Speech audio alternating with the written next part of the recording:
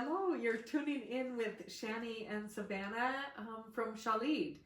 And this episode, we're going to talk about self-care. The best thing ever. Never to forget self-care. Nope. Destructive, horrible, terrible. Yeah, because we work, this is potent work. And so really being sure that we're taking care of ourselves, we're putting protection around, we're not getting too tired, so that we can have the best reading that we can, but also most important that we're taking care of ourselves, that we're here first and foremost to be just really vital and alive, so then we can do this work from a really great space. Yeah, like the saying, don't fill somebody else's cup if yours is empty. That's not the saying, but you get the point. Like, that's not it. But it's true. If you are tired, or if you just have too much going on in your own personal life, you're not going to be able to give a good not give your best, at least. You know, you're not going to receive the best information, and the job worth doing is worth doing right. Yeah. So we have lots of tips and tricks that we do that we want to share with you today.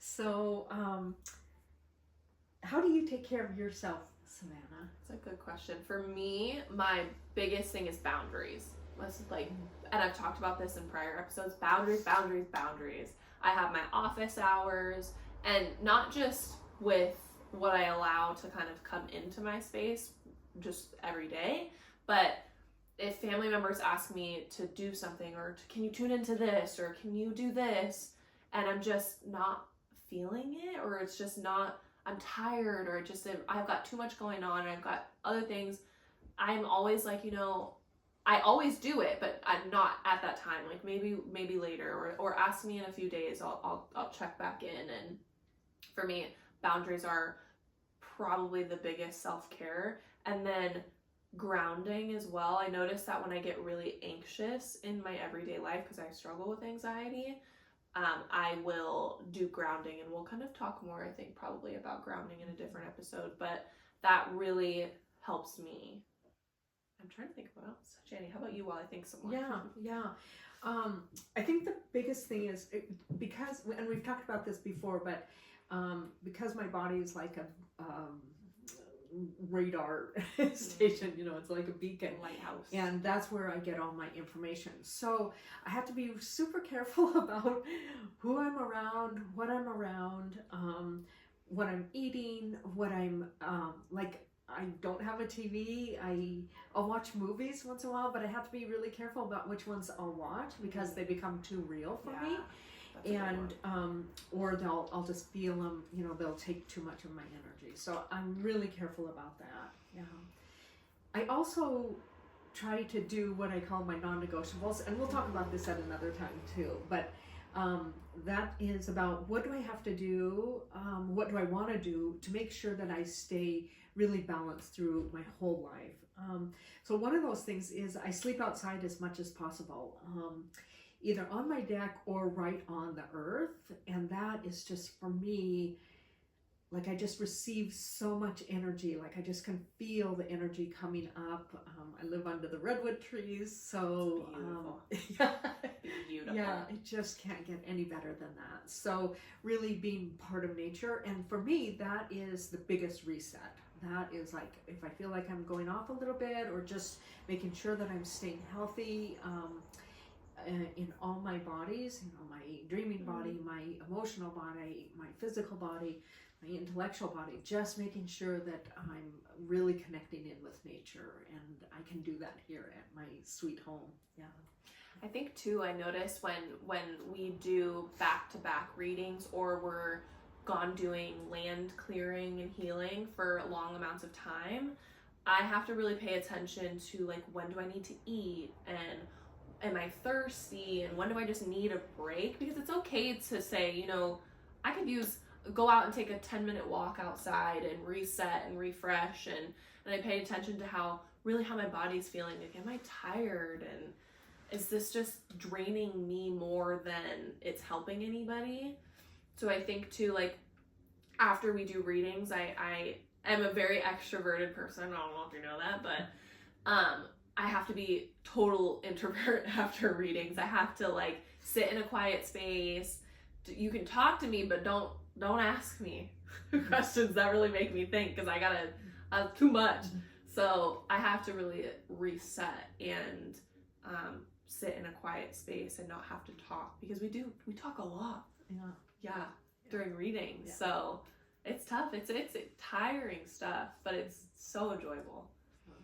When you were talking about making sure that you're eating, and so oftentimes when I'm doing a reading or when I'm having a reading done on myself, I know that we're coming to close to the end, because I'll start thinking about comfort food. We're gonna get hamburger and fries. We're gonna get mac and cheese, which I don't really eat, but like all of a sudden I'm just starving for food. Yeah, that comfort food. Yeah. Then there's also the self-care and protection. We've talked a lot about protection, so let's give some examples about protection. Yeah. So, for me, and something I don't think you taught me this, but from when I was little, actually two things. From when I was little, my mom always used to tell me, she was like, say Jesus, Jesus, Jesus, Jesus, Jesus. And it wasn't so much what I was calling or what it was, but it brought me so much comfort to have like a reset statement before I went to sleep. It made me feel like my area was safe. So I grew on that as I started working with you. And now before I go to bed, whenever I go to sleep, and more so when I was learning, because I was a beacon for things and I didn't have my office hours and I didn't have my breakdown in when you can reach out to me and when you can't, I would say every night before I would go to sleep, I would say, nobody is allowed in this house, or nobody's allowed in this room except for me, my dogs, my partner. Nobody is allowed. Everybody has to leave. Only those of the highest vibrations. And I'll call in Jesus. I'll call in Archangel Michael, Raphael, like my grandma and grandpa, just so that they can help me clear and push out whatever might be in my space. And I do that, and I say that over and over and over again until I get tired. That's how I know it's done, it's worked, and I can go to sleep. So that's something for me as far as protection goes. Yeah. And we always start our work with an invocation. Mm-hmm. So always saying that whatever is of the greatest good mm-hmm. for ourselves and for the people that we're working with. And then also any changes that might come through this work, may they be at a pace that these physical bodies, our beautiful bodies, can really change. Again, I've spoken before about spirit is at a lighter vibration, where physical bodies are more dense. And so the spirit is helping us, but it's like, wait a minute. They're like, oh, yay, we're getting to make some changes here. But I'm like, wait a minute, I'm in a physical body. So I need to make any changes at a pace that I can sustain and integrate the work. And to touch on that too, I've had readings done for myself, and there was one that I remember. She was working on me remotely, so I didn't know kind of what was happening, but I felt so nauseous, just randomly during the day. I had no idea when she was doing the reading, but I just felt really nauseous, and that can happen. So if we're not careful about, where the energy levels are at, or what kind of because sometimes it's big body healing work that we're doing, and if we're not careful about it, and if you're not drinking a ton of water after, your body will feel it, and it'll let you know that it's not happy with you. Yeah, and oftentimes that nauseous feeling, if I'm giving a reading to someone, I'll always remind them, okay, so if you're feeling nauseous, just let's ground some more and breathe here, and that it can really help the nauseousness. That a lot of times in that case, the nauseous is because we're shifting so much energy within our bodies and within our fields. So that's a great tip on that. And kind of a physical correlation to that, I remember one time when I was going to the chiropractor, they had done a bunch of work in that one session, and I came home and I didn't even make it to the front door before I threw up. And it's because too much was moved and changed in my body, and my body was like, what is going on? Yeah. So it's kind of the same thing, only on an energetic level. Yeah. Also, when Savannah and I work together, or when we work individually as well, we always check in. You know, how did that go? What came up for you? Is there anything else that we learned from that? What can we learn? What can we do better next time? So that's I always find that piece really helpful. And it's not, we check in right after the reading, but if it's like a really big like building clearing, or, you know, we come across some different types of spirits that might be a little bit challenging, or, you know, not the happiest of people, then we can check into even a couple days after to make sure that there's no residual, you know, we don't have any attachments or anything maybe that we missed. So that's another kind of part of the check-in for sure. A couple other things. So oftentimes we'll smudge either with selenite. There's my selenite, or sage or whatever. Just again, smudging, getting any energies that are not mine, that are not Savannah's. Just letting go of all those. That can be really helpful. Around protection, I use roses a lot. So when I'm driving in my car, I'll put a protection rose in front of my car, behind my car, on each side of my car, on above my car and below my car. And then if I'm working with people that are maybe not quite healthy or whatever, or they're kind of glomping on to me, and so I'll just surround myself or buildings that I'm working on, or situations with roses. And it could be millions of roses, but oftentimes with the thorns out, you know, so there's still, my energy can go out through those roses, but that is not of the greatest good cannot come back through to me. So that I find is a great kind of protection tool I use. I remember when I was learning how to protect myself, because that was probably one of the earlier things that you taught me, because I had a lot coming at me. We were trying to figure out a way for me to walk around without having things, you know, come into my space. And it was either like an invisible cloak, like put on, because I'm such a strong beacon. And it's like, I don't know what, as soon as I start talking about it, we got the creaks going on, like things knocking on things moving around. And so for me, it was, let's put an invisible cloak on. So I was like I think probably the first option I tried. And then it's the golden bubble, and that kind of keeps this barrier between the energy in the spirit world and your energy and your person. So Shani, maybe you could talk about some other kind of physical protectors that you can use. Maybe I'll just talk about this and it will come together, but really what we're talking is about is raising our vibration. So having a really high vibration. I work with the 8th chakra, which is a couple feet above our heads, and just reaching up there, because it helps go to that next calibration. So it's about a place of observation, so we can observe our life from there. It's a place of neutrality. It's a place where you can just float, so you can just try it yourself. Go up, up, up till you feel like you can just float. And it's that highest vibration. So that really takes us kind of above the tumble and drumble of, you know, chasing the first, what we call first field, you know, of stuff going on this level, and just raising us up above that so we can do the readings with more clarity. But also it's just a place after all these years of going there and kind of hanging out and kind of floating in what I call my pure essence, who I am at my core at that high level. It's like, oh, this is authentically who I am. So that's probably the best protection and safe self-care. But it takes practice. It does take practice. That's a hard one. Yeah. I even still struggle. Shani and I will be like trying to get ready to do a reading, and she's like, just keep climbing. Like, you're not there yet. And I'm like, go. Like imagining myself literally climbing up a ladder, because that's it's tough. Yeah. It's tough. Yeah. Yeah. I realized in the beginning I was efforting so much to like, oh, I gotta get up there, I gotta get up there. And so I realize now that it's really, if I put my intention up there, I don't have to effort. My intention is to be at my 8th chakra. Again, it's taken many years to like kind of just go there in an instant.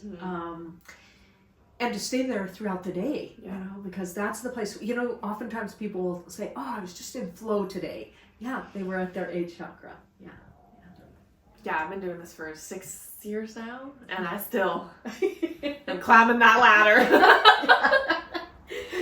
Another one, I think you were thinking about this too, Savannah, is like when I'm working with land and buildings or my own home or maybe working with someone in the hospital, oftentimes people will ask me, you know, I'm having surgery, you know, can you work on the hospital and can you work on my medical team that they come in with their A game, and the surgical room. So I'll plant golden pillars in each of the 4 corners of the property of the hospital, golden pillars in the corners of the surgery room, and that can be super powerful because what it is, it goes right down into Mother Earth, so it's so grounding. It's like, oh, and that gold vibration is a high vibration. It's like, okay, everyone's on notice, you know, the room and everyone, that we want to just come in with our A game and just do our very best for this patient.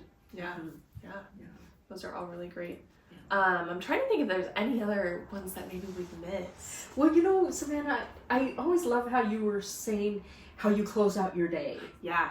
That might be a great way of, as we're closing up this episode, you can share that. Yeah, well, that's kind of what, you know, I talked about earlier too, is when we're done, I am no longer receiving information, and so for me, it's very much so like end of my office hours. Yeah. Like, I say office hours, it's so funny because it's when I'm working, but for me, I am, again, back to boundaries. I have very clear, I'm ready to bring in information and I'm done bringing in information. So for me, I'm closing my office hours. I don't want to hear from anybody. Let me know tomorrow when I open back up. So for me, that's what it is. And then again, when I go to sleep, I really reset and I call in my ancestors and I call in my guardian angels and I just clear everything out. So that's how how do you end your day? Yeah, I end my day, and this is just another way to really raise our vibration. You can do it in just seconds. It's about gratitude. Yeah. So I'll just go through, I'll just be looking around. Oh, thank you for my friends. Thank you for the light outside. Thank you for my window. And then, you know, so it's things I'm seeing, but pretty soon then it will get in this kind of cadence of, thank you for my loving heart. Thank you for my clients. Thank you for Shani, my beautiful business. You know, all those kind of things. It just kind of starts tumbling out, and I can actually feel my vibration increasing. You know, and any anxiety or concerns I might have, or I'm not really an anxious person, but oftentimes I'll feel a lot of anxiety. So I have to sort that out. You know, where in the collective, where in the world am I tuning in and kind of picking up on that. So I'll do gratitude and just so grateful for the people that live in that area. So grateful to lower, you know, trying to lower their anxiety so I don't feel it as well. So. Yeah. You know, I actually think that's a great way to close out this episode. Shani, what are 2 things that you are grateful for? Oh, Savannah, that's great. I am grateful for this gift. Yeah. I'm grateful for my dad because I received a lot of this gift from my dad, kind of in a backwards way. Yeah. And I'm grateful for all the people that I work with. Yeah. And I'm going to sneak in a third one. Do it. I'm grateful for Mother Earth, just for holding us and nurturing us and giving us so many messages. Yeah, I love that. Yeah. What about you? I would say that I am grateful for my family. And to me, my family is my immediate family, you, friends. That's my family, my core people.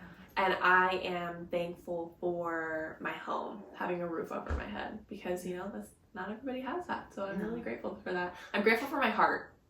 I think that is a big part of who I am. So that's what I'm grateful for. Yeah. And I'm grateful for you. Yeah, you watching. Thanks for being with us once again. Thank you. Bye.